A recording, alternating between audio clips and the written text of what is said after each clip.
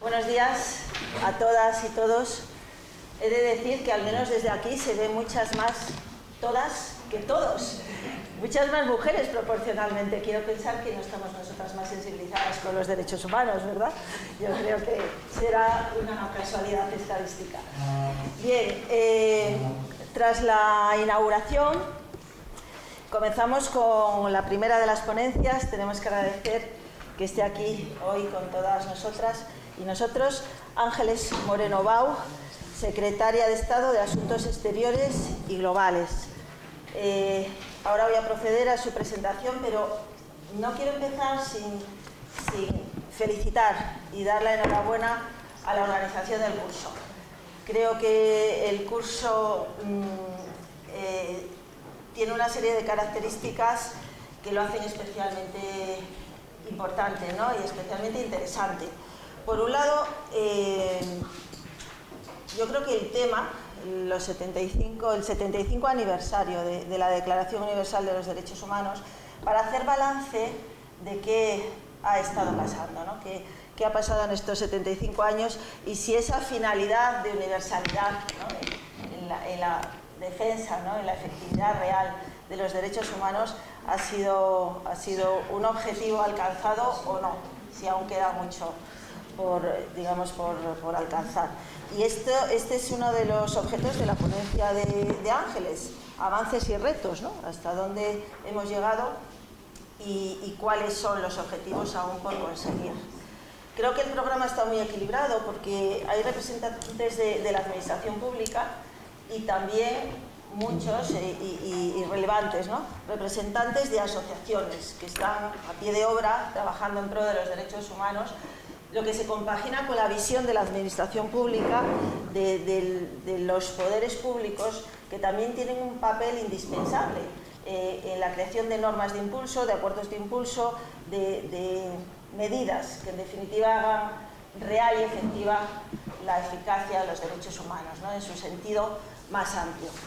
Y paso ya a presentar a Ángeles Moreno Bau. Voy a sintetizar su currículum porque es muy extenso. Como bien indica el programa, actualmente es secretaria de Estado de Asuntos Exteriores y Globales.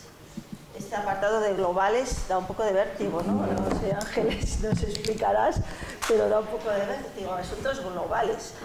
Es licenciada en Derecho y es miembro de la carrera diplomática desde 1994. Ha estado destinada en Rusia, en Panamá, en Egipto, en Sierra Leona, en México y Reino Unido.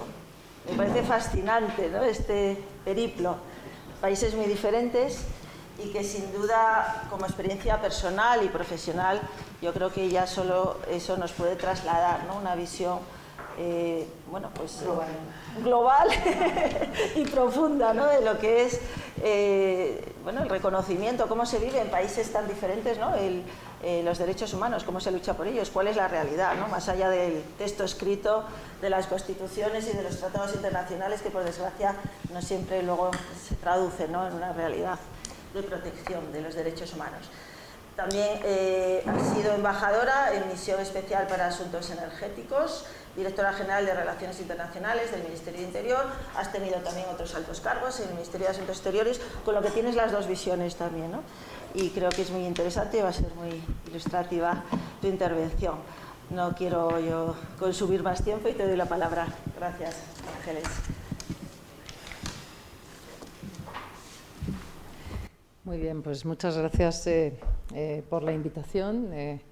Me han dado la opción de ponerme de pie y, creo que va a ser más cómodo que estar sentada 45 minutos, así que aprovecho esta circunstancia. Gracias por la invitación a este curso. La verdad es que cuando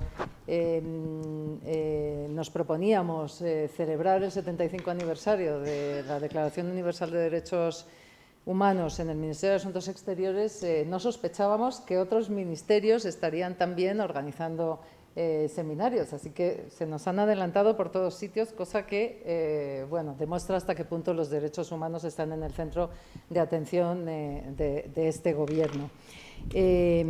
Pero bueno, quiero agradecer a la Universidad Complutense que haya organizado el curso, quiero agradecer al Ministerio de Presidencia de Relaciones con las Cortes y Memoria Democrática que nos hayan invitado a este curso.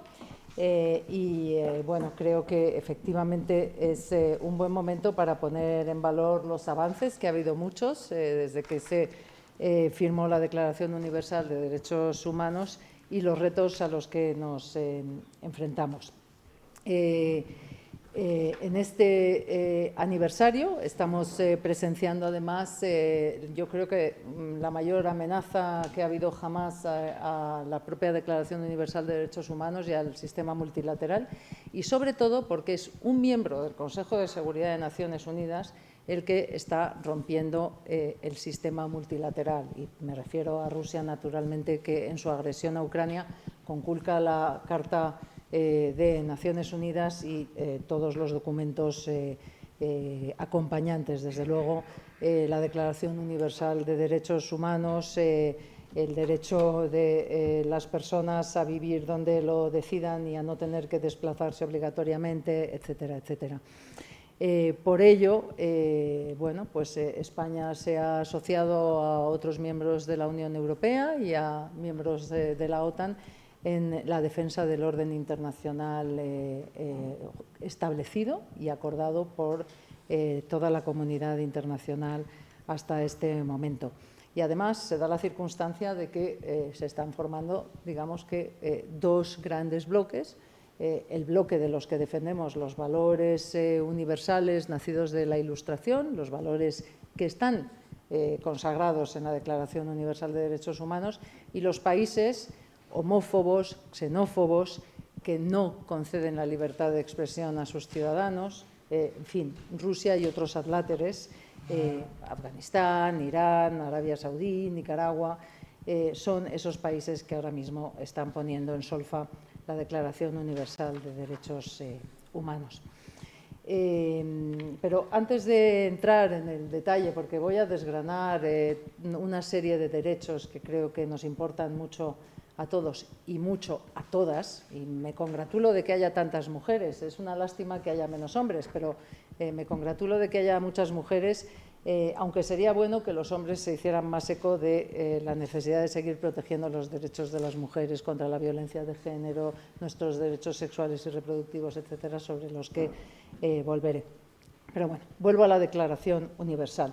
La Declaración Universal, a una visión más teórica de la Declaración en este momento.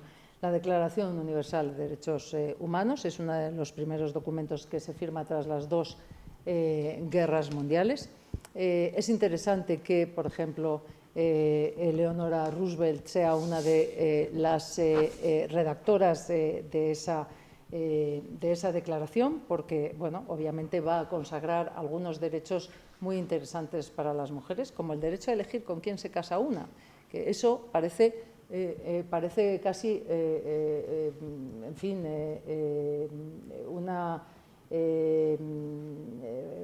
bueno, parece raro, ¿no?, que se consagrase en ese momento, pero sí, las mujeres obviamente ya estaban obligadas en algunos países a casarse con quien no querían, y es interesante que se hayan hecho eco de ello. Luego veremos cuántos millones de mujeres son obligadas hoy en día a casarse también contra su voluntad.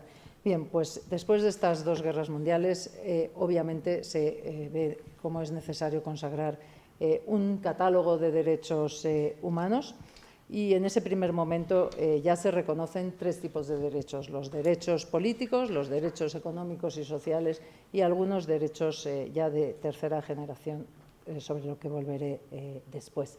Y se consagra que todos los seres humanos son libres e iguales, con independencia de su sexo, color, creencias, religión o cualesquiera otras características. Es un buen punto de partida. Un buen punto de partida para una declaración que carece de eficacia obligatoria en sí misma, pero que es la base de otros instrumentos vinculantes que se han ido añadiendo posteriormente, como el Pacto Internacional de Derechos Civiles y Políticos o el Pacto Internacional de Derechos Económicos, Sociales y Culturales de 1966, y otra serie de normas que se han ido añadiendo a lo largo de estas últimas décadas, encaminados a proteger derechos específicos de las mujeres, de las personas con discapacidad o de los indígenas y de algunas prácticas como la tortura.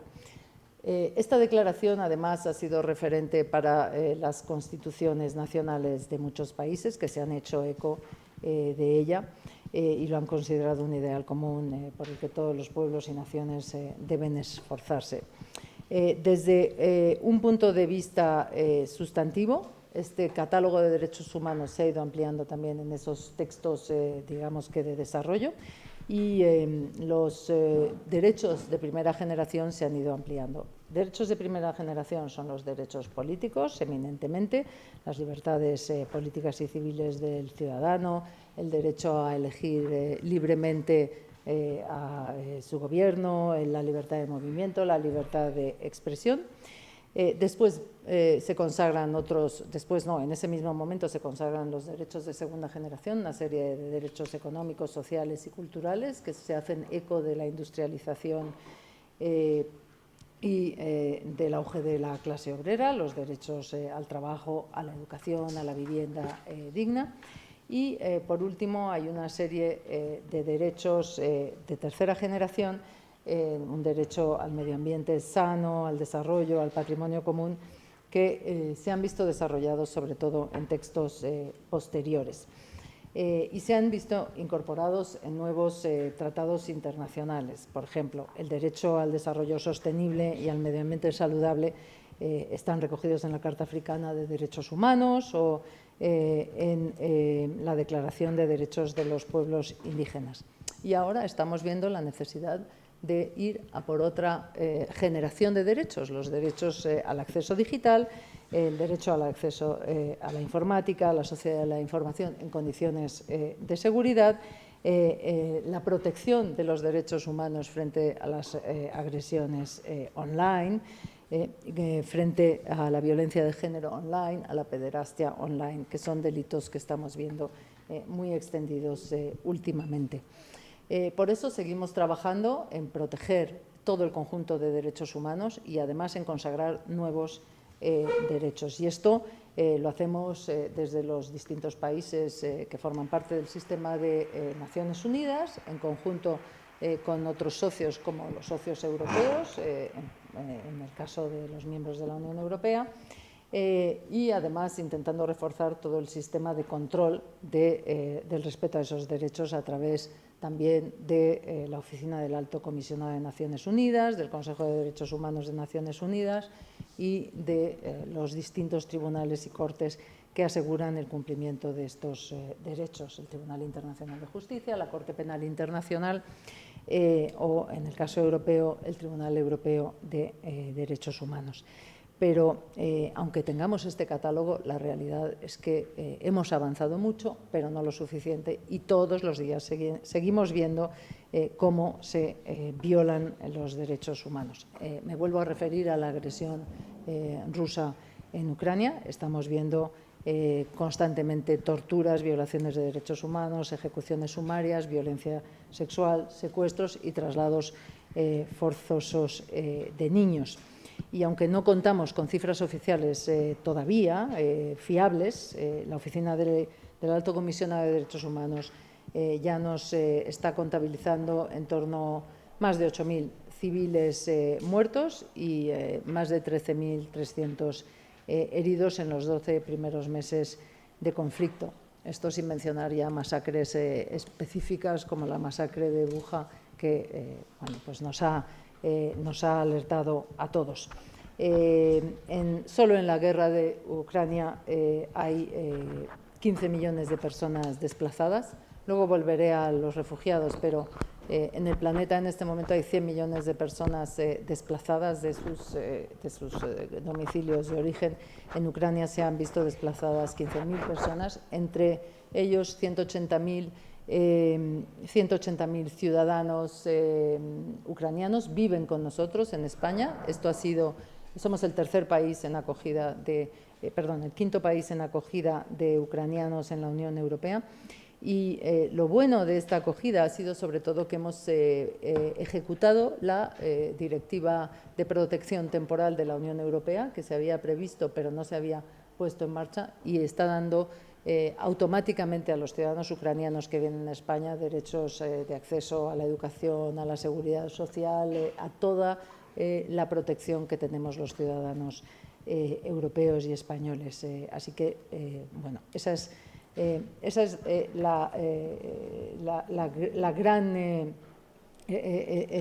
gran éxito de este desplazamiento desde un punto de vista técnico, que es una muestra más de que la sociedad española es muy solidaria y se ha volcado en esa acogida, y además ese sistema de protección europeo está funcionando muy bien y puede ser un buen modelo para sucesivas acogidas de ciudadanos de otras nacionalidades. España y la comunidad internacional estamos muy volcados también en la lucha contra la impunidad de estos crímenes que se están cometiendo en Ucrania, y por ello hemos solicitado junto a otros 42 países la apertura de una investigación desde la Fiscalía General de la Corte Penal Internacional. Hemos presentado ante el Tribunal Internacional de Justicia la declaración de intervención en el caso alegaciones de genocidio bajo la Convención del Delito de Genocidio. Desde un punto de vista bilateral hemos enviado a un equipo de forenses y expertos del Ministerio de Interior que ha asistido a la oficina del fiscal general ucraniano en las labores de investigación sobre posibles crímenes de guerra cometidos en Ucrania. Hemos participado, el fiscal general del Estado ha participado en la cumbre United for Justice en Ucrania. Hemos participado también, lo ha hecho la ministra de Justicia en la conferencia de Londres sobre apoyo a la CPI, y estamos participando en el Core Group que está definiendo qué tipo de instancia, de tribunal, va a dar respuesta ante la justicia, va a juzgar el crimen de agresión contra Ucrania. Por tanto, este es un foco en el que nos estamos centrando mucho, la lucha contra la impunidad y, por tanto, por el respeto de los derechos humanos consagrados en la Declaración Universal de Derechos Humanos. También hemos presentado este año la Estrategia de Diplomacia Humanitaria, el pasado enero de 2023, una iniciativa novedosa que no todos los países han puesto en marcha. Es un compromiso asumido por la Estrategia de Acción Exterior que cubre los 2021-2024 y tiene fundamentalmente 3 objetivos: prevenir y resolver conflictos, promover el respeto del derecho internacional humanitario, luchar contra la impunidad, luchar por la rendición de cuentas, por la protección de las misiones médicas, de las niñas, los niños en conflictos armados, y proteger a las personas en situaciones de vulnerabilidad, que en general son mujeres, niños, niñas, sometidos a violencia sexual y a desplazamientos internos. Como decía, hay 100 millones de personas desplazadas en el planeta en este momento. De ellos se ocupa sobre todo el Alto Comisionado de Refugiados, el ACNUR, y España es el tercer país con mayores donaciones al ACNUR, fundamentalmente donaciones privadas. La donación que hacemos desde el Gobierno y desde las comunidades autónomas es muy importante, pero sobre todo la solidaridad de los ciudadanos españoles la que nos ha puesto muy alto en el ranking, y esto está haciendo que tengamos una interlocución bárbara con ACNUR. Junto a la Declaración Universal de Derechos Humanos, a este catálogo, se ha ido desarrollando en la comunidad internacional también una agenda positiva, digamos, para empatar cada derecho humano con un objetivo de desarrollo sostenible. Y esta es la Agenda 2030, que se elaboró en 2015 y que bueno, pues consagra todos los derechos que tienen de algún modo un revés en los objetivos. Por ejemplo, la lucha contra la pobreza es obviamente el derecho a un nivel de vida digno, el hambre cero es el derecho a la alimentación, y etcétera. Los iremos viendo. De las 169 metas de los Objetivos de Desarrollo Sostenible, el 92% están directamente relacionados con al menos uno de los derechos humanos. Por ello, yo creo que es una carta que tenemos que tener muy presente, que este Gobierno ha incorporado desde luego a su estructura institucional. Hemos tenido una secretaría que ha defendido la Agenda 2030 en España y fuera, y somos globales en el Ministerio de Asuntos Exteriores porque también tenemos una enorme participación, obviamente, en todos los foros multilaterales y globales y, en particular, en el seguimiento de la Agenda 2030. Este año, en la Asamblea General de Naciones Unidas, en septiembre, se va a poner sobre la mesa, en la cumbre de los ODS, se va a poner el balance de lo que se ha hecho hasta ahora y de dónde hemos llegado. España, como presidencia española del Consejo de la Unión Europea, tiene previsto organizar un gran side event para poner de manifiesto que la financiación sigue siendo un reto para poder ejecutar todos los objetivos de desarrollo sostenible, y nos queremos focalizar mucho en eso, en la financiación de la Agenda 2030. La promoción de los derechos humanos es clave en la política exterior de España desde hace muchos años. La política exterior y de cooperación se ha centrado en eso.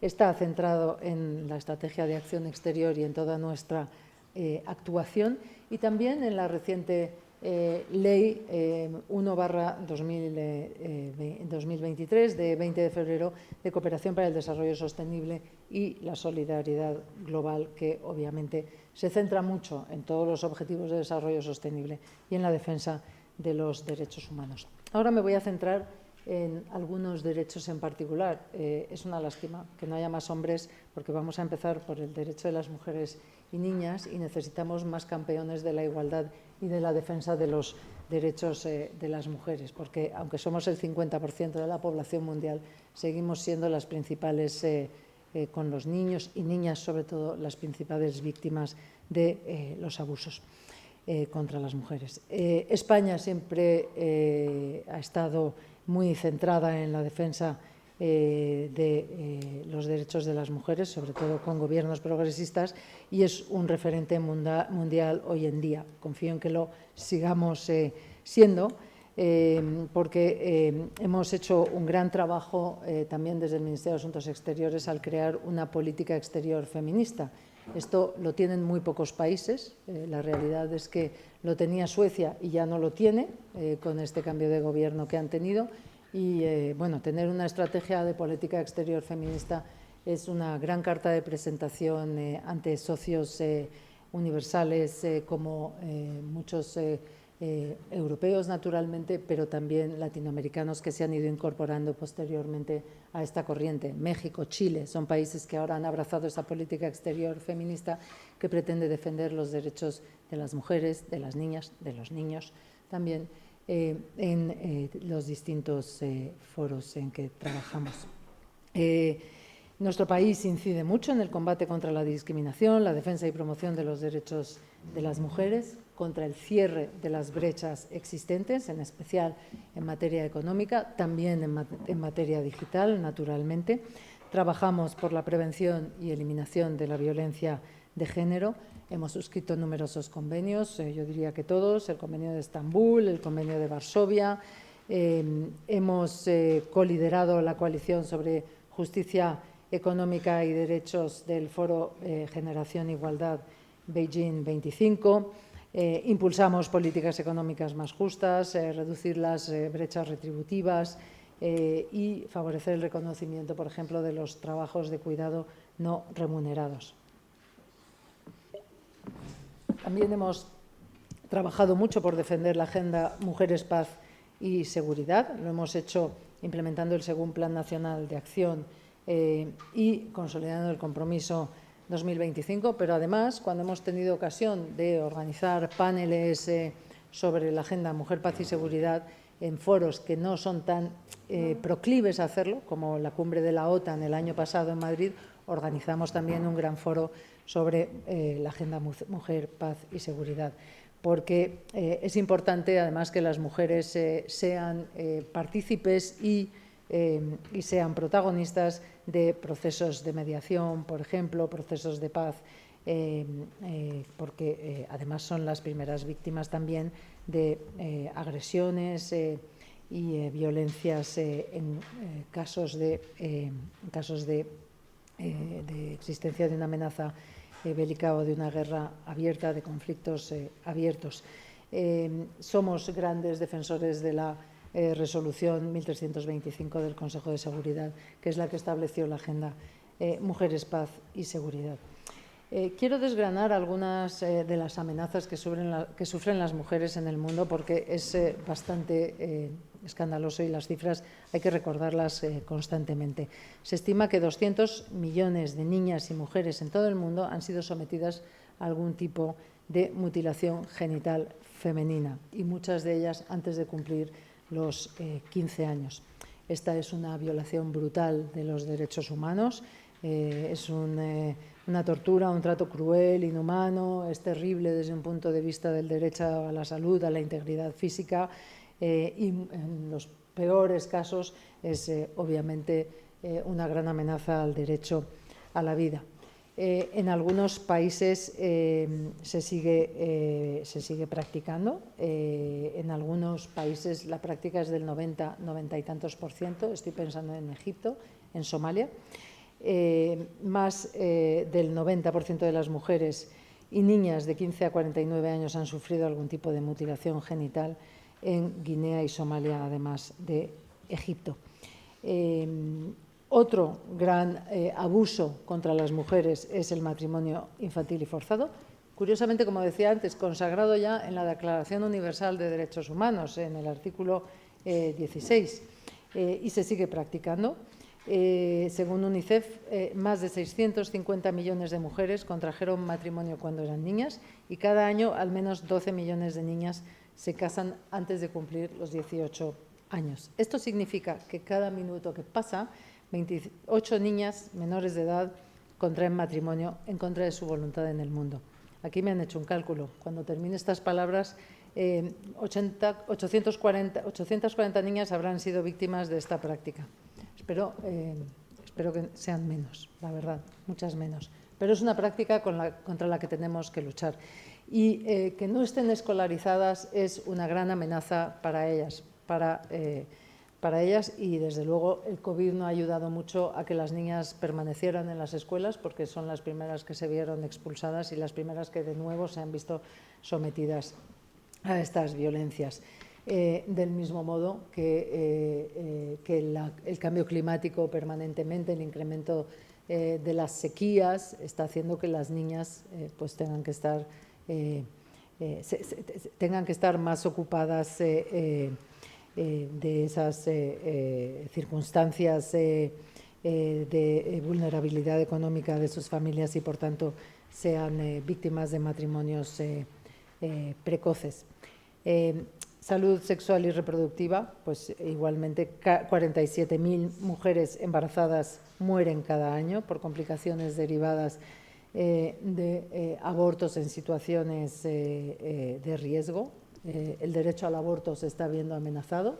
Desde luego, todas esas corrientes populistas están abogando por ir cercenando el derecho al aborto de las mujeres, y tenemos que seguir siendo muy vocales a la hora de defender que es un derecho inalienable de las mujeres. 16 millones dan a luz tras haber mantenido relaciones sexuales forzosas y embarazos no deseados en el mundo todos los años. La lucha contra la trata de personas es prioritaria para España. Estamos promoviendo una puesta al día de los instrumentos internacionales para la prevención y supresión de la trata de personas, que es especialmente peligrosa para mujeres y niñas. Estamos intentando trabajar más en la trazabilidad de los flujos financieros relacionados con la trata de personas, trabajando más en el intercambio de información con países socios y en el desarrollo de nuevas tecnologías en coordinación también con el sector privado. Hemos sido muy vocales en estos 2 últimos años en países que violan especialmente los derechos de las mujeres. Estoy pensando en Afganistán o en Irán. En Afganistán, bueno, seguimos sin reconocer al gobierno talibán. En eso estamos coordinados con nuestros socios y aliados, porque mientras vulneren los derechos humanos y en particular los derechos de las mujeres, hemos puesto una línea roja a la hora de reconocerlos. Y desde luego el derecho a la educación, el derecho al trabajo, el derecho a la libre circulación de las niñas afganas y de las mujeres afganas es un derecho hoy por hoy no reconocido. Por eso hemos apoyado mucho a las mujeres afganas. Estamos intentando además ser creativos en proyectos para buscar huecos que nos permitan acceder a esas niñas y darles educación.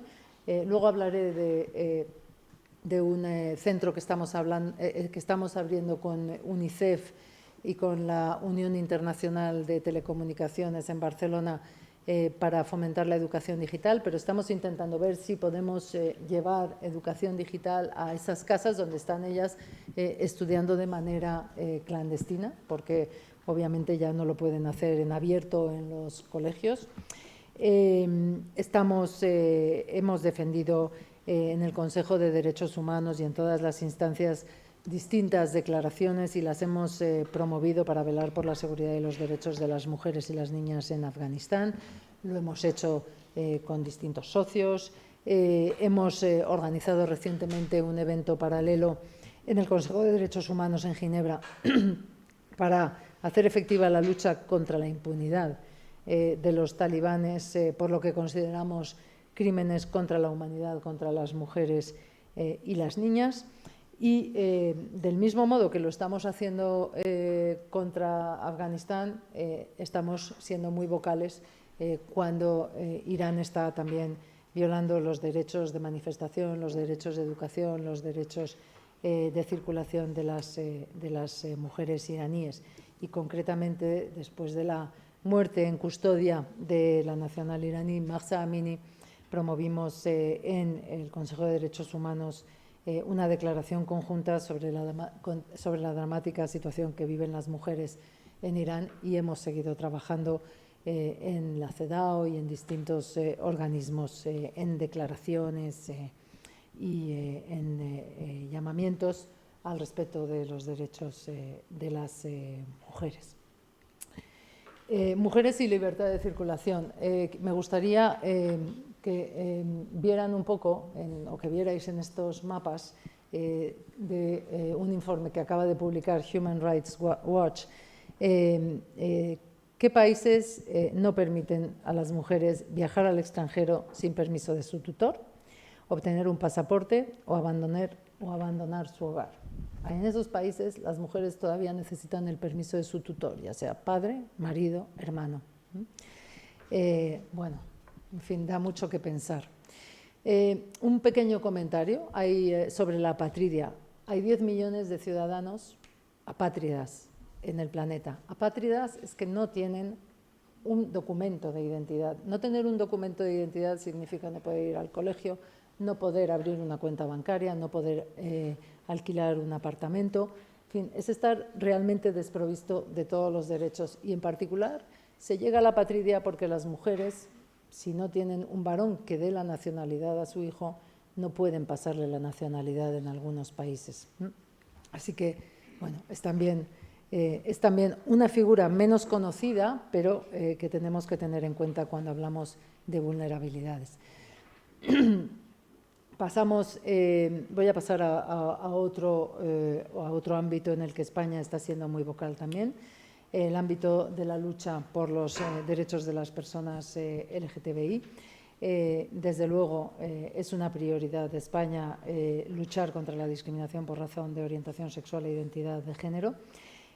Algunos datos: 11 países prevén actualmente en su legislación la pena de muerte por mantener relaciones sexuales consensuadas con personas del mismo sexo.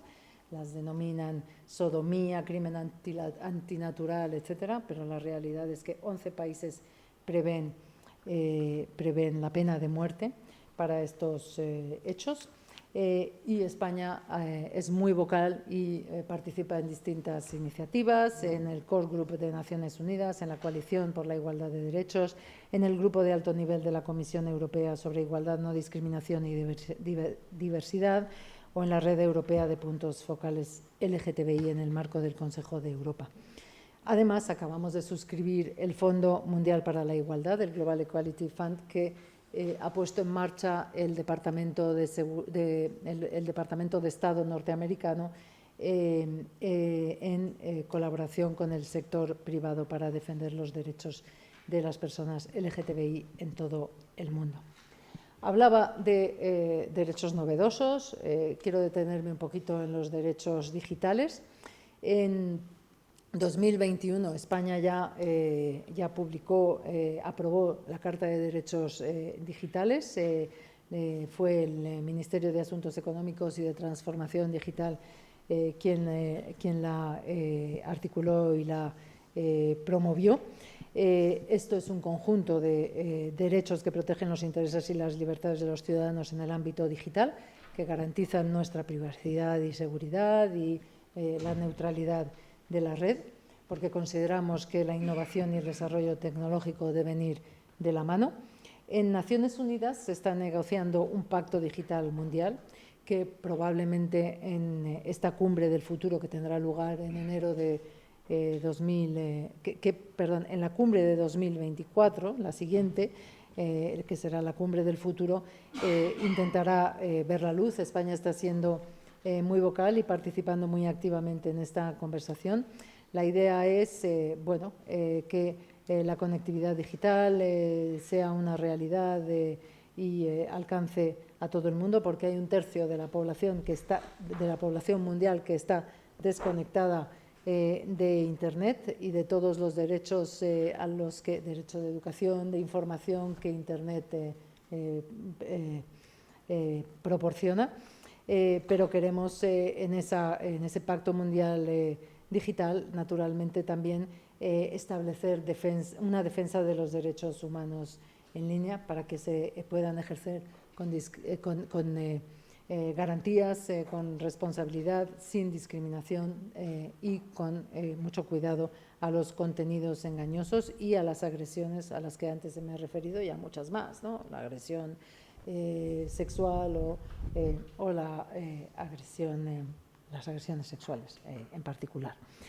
Entre las prioridades de España en el 77 periodo de sesiones de la Asamblea General de Naciones Unidas en que nos encontramos, hemos apostado por la transición digital para favorecer el desarrollo económico y social y para cerrar la brecha digital. Está muy conectado el derecho al acceso digital al derecho a la educación. Durante el COVID-19 nos dimos cuenta de lo importante que era estar conectado a Internet para mantenerse informado. Desde luego, en aquel momento, 1.600 millones de niños en el planeta tuvieron que abandonar las aulas, con todas las consecuencias que eso tiene en su desarrollo y a las que me he referido antes, matrimonios forzados, etcétera. Pero muchos de esos niños a finales del 2029 todavía no habían retornado a las aulas. Afortunadamente en España rápidamente se conectó prácticamente a todos los niños, en fin, a muchísimos niños, porque el Ministerio de Educación puso en marcha un programa para ello. Se conectó a los niños a las aulas estamos trabajando porque en todos los países se asegure la educación, y la educación en línea, si ella puede enriquecer la educación naturalmente. Es esencial que los niños también vayan a las aulas, eso nadie lo discute, que además tengan acceso al comedor que proporcionan las escuelas en muchos países y en muchas comunidades. Pero tener ese espacio digital es clave, y por eso hemos sido muy vocales y hemos traído ese giga a Barcelona, ese centro de UNICEF y la Unión Internacional de Telecomunicaciones, al que nos hemos asociado desde el Gobierno de España con la Generalitat de Cataluña y con la Alcaldía de Barcelona, para mapear todas las escuelas del mundo y además dotarlas de Internet y bueno, romper esa brecha digital y después favorecer la introducción de herramientas de educación online, innovaciones en software y sistemas de aprendizaje y contenidos digitales que permitan igualar un poquito a todos los niños. Creemos que es un buen ejercicio y estamos muy satisfechos de haberlo traído a Barcelona, a España, y estamos muy satisfechos además de intentar buscar, como decía antes, a través de ese centro, apoyar la educación en Afganistán y en comunidades que tienen dificultades de acceso a la educación. Por ejemplo, todos esos 100 millones de personas desplazadas tienen un problema para educar a los niños. Se están educando en campos de refugiados, etcétera, pero eso es muy deficiente. Si podemos mejorar algo con el sistema de educación en línea, obviamente habremos avanzado un poquito. Tengo que acelerar, sí. Bien. Derecho al medio ambiente es uno de los derechos clave en este momento. Se ha ligado mucho al derecho de las comunidades indígenas, de los pueblos indígenas. España siempre ha apoyado el derecho de las comunidades indígenas y su vinculación al derecho a un medio ambiente sostenible. Participamos en el apoyo al trabajo de la Relatora Especial sobre Derechos de los Pueblos Indígenas, al Mecanismo Especial para la Defensa de Derechos de otros pueblos. Y desde la cooperación española apoyamos desde luego distintos proyectos como Arauclima o Euroclima que están muy vinculados a las poblaciones indígenas. La Agencia Española de Cooperación Internacional tiene un programa indígena en virtud del cual apoyamos a las comunidades, a los jóvenes, a líderes y representantes indígenas para aumentar la influencia en sus países y defender su medio ambiente, sus humedales, sus espacios. Igual que tenemos un programa ya muy consagrado de derecho al agua y saneamiento. Uno de los objetivos de desarrollo sostenible es el derecho al agua y desde hace muchos años España ha estado trabajando en este sector y desde 2013, por ejemplo, con Alemania hemos presentado sucesivas resoluciones en Naciones Unidas para defender estos derechos. Derecho a la salud, voy a ser muy rápida. Hemos sido muy vocales durante el COVID y después del COVID para la producción de vacunas conjuntamente con la Unión Europea y otros socios internacionales para su distribución a terceros países. De hecho, cuando llegamos al 50% de la población española vacunada es cuando empezamos ya a distribuir vacunas a terceros países. Y no esperamos a tener a toda nuestra población vacunada, desde luego, y seguimos trabajando mucho con ACT-A y con Gavi y CEPI para la defensa del derecho a la salud, para todos. Estamos en las negociaciones del Tratado Internacional de Pandemias y estamos también en la defensa de otros, de la lucha contra otras enfermedades, contra la malaria, desde luego. Desde la cooperación española desde hace muchos años trabajamos en la lucha contra la malaria, pero por ejemplo con Brasil y Qatar hemos presentado en Naciones Unidas una resolución para abordar los desafíos de las personas con enfermedades raras desde distintas ópticas de la no discriminación, el acceso a la salud, la educación, la alimentación, etcétera. Todavía en este año seguimos siendo muy activos con Gavi. De hecho, hemos celebrado recientemente en junio, aquí en Madrid, una reunión de la Alianza para las Vacunas que congregó a representantes de todo el mundo para luchar contra enfermedades muy diversas y por las vacunas. Lideramos también en la Asamblea General de Naciones Unidas una iniciativa para acabar con el tráfico de órganos, sobre todo con la trata de personas para la extracción de órganos, por poner un ejemplo de sectores en los que estamos trabajando. Muy deprisa me voy a referir al derecho al trabajo, un derecho consagrado desde luego en la Declaración Universal de Derechos del Hombre. España es actualmente el país que más convenios de la OIT ha ratificado a nivel global, un total de 137. Fuimos de los primeros países en ratificar en 2021 el convenio 190 sobre la violencia y el acoso en el trabajo. Estamos trabajando también con la OIT en luchar contra la informalidad y la ayuda al trabajo decente, y hemos trabajado mucho con América Latina y el Caribe para luchar contra el trabajo infantil y para la integración socioeconómica y el trabajo decente de las personas migrantes. Particularmente hemos sido sensibles al trabajo infantil y por ello hemos ratificado los 2 convenios de la OIT que abordan este asunto, el 138 sobre la edad mínima y el 182 sobre las peores formas de trabajo infantil. Según la OIT, 50 millones de personas viven en condiciones de esclavitud moderna. Así que derecho al trabajo sí, pero derecho al trabajo con condiciones laborales dignas. Abordo muy deprisa el derecho a la seguridad alimentaria, del que se está hablando mucho, porque obviamente en estos días además se está negociando o no negociando este acuerdo que teníamos, que Naciones Unidas había logrado cerrar con Rusia y Ucrania para permitir que saliera el trigo de Ucrania.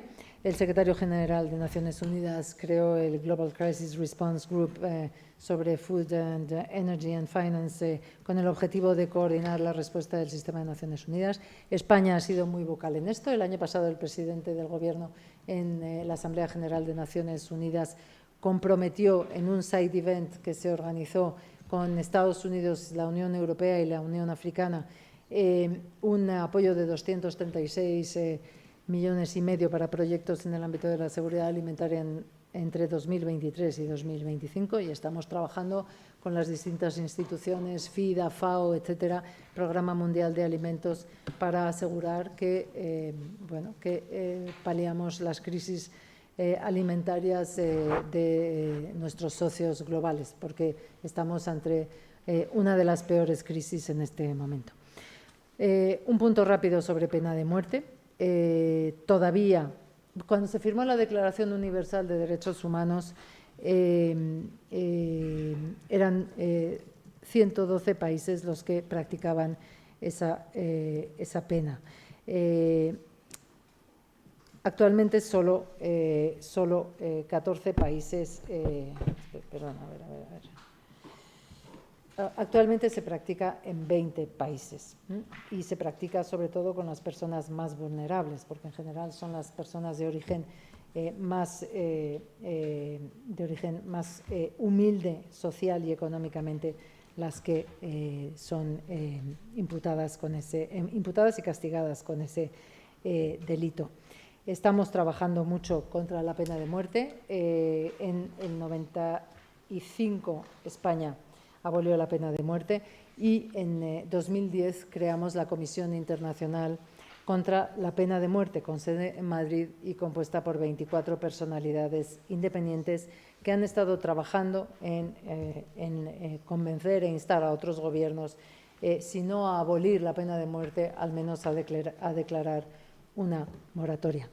Así que, para sintetizar un poquito, España está muy presente en la defensa de los derechos humanos, en el apoyo a los defensores de derechos humanos.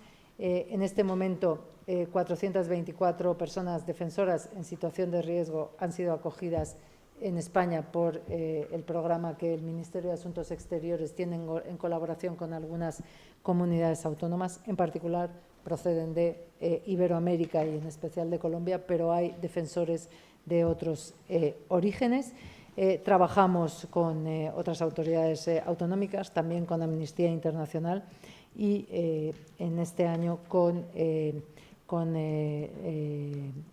Protect Defenders de la Unión Europea vamos a organizar en Madrid un seminario internacional sobre visados para personas defensoras en su situación de riesgo.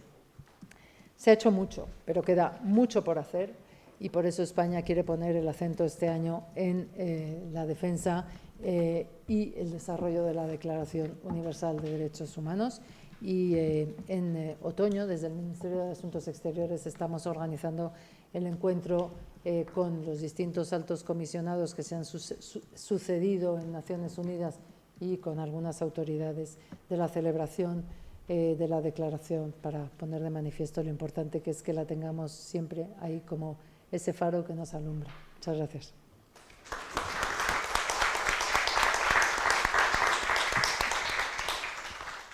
Muchísimas gracias, Ángeles, por tu ponencia. Creo que como inicio de las jornadas establece un marco general muy clarificador, ¿no? Ha sido una ponencia sistemática, sintética, porque has tocado muchísimos temas. Los datos estadísticos es verdad que son fríos, pero son muy reveladores. Es tremendo hablar en el siglo XXI de 200 millones de niñas en el mundo que sufren mutilación genital. Es tremendo hablar de 20 países con pena de muerte y de entre estos 11 países tienen la pena de muerte o imponen la pena de muerte por algo tan vinculado a la dignidad de la persona como es el libre ejercicio de la orientación sexual, ¿no? Bueno, son datos que de alguna forma conocemos, pero cuando se clarifican y se ponen, ¿no?, negro sobre blanco con estos datos, producen escalofríos. Yo te doy las gracias, de verdad, por este marco que nos has esbozado, este cuadro impresionista. Y yo creo que aunque lleguemos un poco tarde y seguramente se retrasará, puesto que nuestro curso se centra en los derechos humanos, tenemos ahora la oportunidad de hacer las preguntas que consideremos oportunas a Ángeles. Podemos abrir un turno de preguntas, un debate, en la medida en que queráis participar.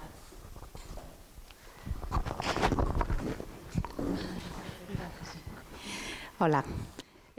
Bueno, muchas gracias por la ponencia, porque la verdad que ha sido muy esclarecedora. Si bien es verdad que yo he echado de menos un poco alguna alusión al derecho de asilo y al derecho de las personas migrantes. Entonces, me gustaría, si es posible, que hicieras una valoración desde una perspectiva de derechos humanos de la posición del Consejo y del acuerdo sobre migración, sobre gestión de las migraciones y asilo firmado a primeros de junio por el Consejo, y si hay alguna medida o cuál es la posición de España en la futura presidencia en la que se va a decidir probablemente o en la que se va a seguir negociando, y esperemos que salga el Pacto Europeo de Migraciones y Asilo. Porque es verdad que creo que uno de los grandes retos pendientes de Europa es el respeto y la garantía de los derechos humanos de las personas migrantes y de las personas refugiadas. Muchas gracias. Si agrupamos algunas preguntas, a lo mejor. Como prefieras, sí. Ok. Bueno, soy Eduardo Garduño, soy de México. Y la pregunta es, ¿cuáles son, de acuerdo a lo que ha presentado, cuáles considera usted han sido las resistencias a las que se han opuesto incluso los gobiernos para que se alcancen los objetivos en materia de derechos humanos? O sea, ¿qué gobiernos son los más resistentes a aceptar una propuesta para respetar los derechos humanos? ¿Alguna pregunta más si agrupamos? Ángeles Pistillo. Bueno, muy bien, pues muchas gracias. Bueno, efectivamente, el catálogo de derechos humanos es muy vasto y no me he referido al derecho de asilo y al derecho de los migrantes. La política migratoria en España es una de las políticas centrales del Gobierno y la protección de los migrantes y de los desplazados también lo es. Por eso, además, he dicho que con ACNUR somos el tercer socio internacional y estamos permanentemente colaborando en mejorar todo lo posible la atención a los migrantes y todo nuestro sistema de asilo, y lo estamos haciendo también con la Unión Europea. Ahora es una de nuestras prioridades, lo ha dicho el presidente además, durante la presidencia española del Consejo de la Unión Europea vamos a intentar que se cierre el Pacto de Migración y Asilo. Es muy difícil porque somos 27 países con intereses muy distintos, con orientaciones políticas muy distintas, con corrientes populistas en muchos gobiernos que defienden posturas muy distintas a las nuestras. Bueno, y nosotros además somos un país con frontera exterior que tiene intereses muy distintos de aquellos que tienen frontera interior. Pero desde luego estamos trabajando por seguir con nuestros presupuestos básicos, ¿no? Y en la defensa de las personas más vulnerables, que son quienes se desplazan y quienes solicitan asilo. Con respecto a su pregunta sobre qué gobiernos son más resistentes a aplicar los derechos humanos. Bueno, al inicio de mi intervención me he referido a que hay un grupo de países que defendemos más los derechos humanos, los valores universales, la democracia, la libre circulación de personas, la libre expresión, etcétera, y que hay otros que tienden a bueno, pues, ser más restrictivos, condenar la homosexualidad, insistir en que no hay violencia de género, cerrar la puerta al derecho al aborto, hacerlo mucho más restrictivo. Rusia es uno, lo es Irán, lo es Afganistán, lo es Nicaragua. En fin, hay una serie de países que están, bueno, pues, que están en esa posición fundamentalmente, ¿no? Y bueno, dependiendo de qué derecho, pues unos son más vocales que otros, ¿no? Y dependiendo de en qué países hay colectivos más vulnerables que otros. Pienso en el derecho de la libertad de expresión y de los periodistas, ¿no? Hay países en que los periodistas son una gran víctima y pagan con su vida su derecho a expresarse libremente, ¿no? Así que, bueno, pues hay mucho que luchar por defender este catálogo de derechos universales, que son universales además, que no son occidentales, porque esto lo suscribieron 148 países en su momento y lo han asumido todos los países que están en el Consejo de Derechos Humanos, así que no es que les hayamos impuesto la declaración, es que la han firmado voluntariamente, ¿no? Gracias. Bueno, pues solo me queda darle las gracias a la Secretaría de Estado por hacer un hueco en su agenda, en su apretada agenda, y estar hoy aquí con nosotros. Gracias sobre todo por tu brillante intervención, esclarecedora. Creo que va a dar pie a mucho debate posterior. Y me quedo con unas frases con las que comenzaste y también terminaste tu ponencia. Hemos avanzado mucho, pero queda también mucho por avanzar y los retrocesos están siendo importantes y peligrosos. Así que, bueno, quizás todo esto para la reflexión y el debate nos ayude a lo largo de este curso. Muchísimas gracias, Ángeles. Bueno, muchas gracias.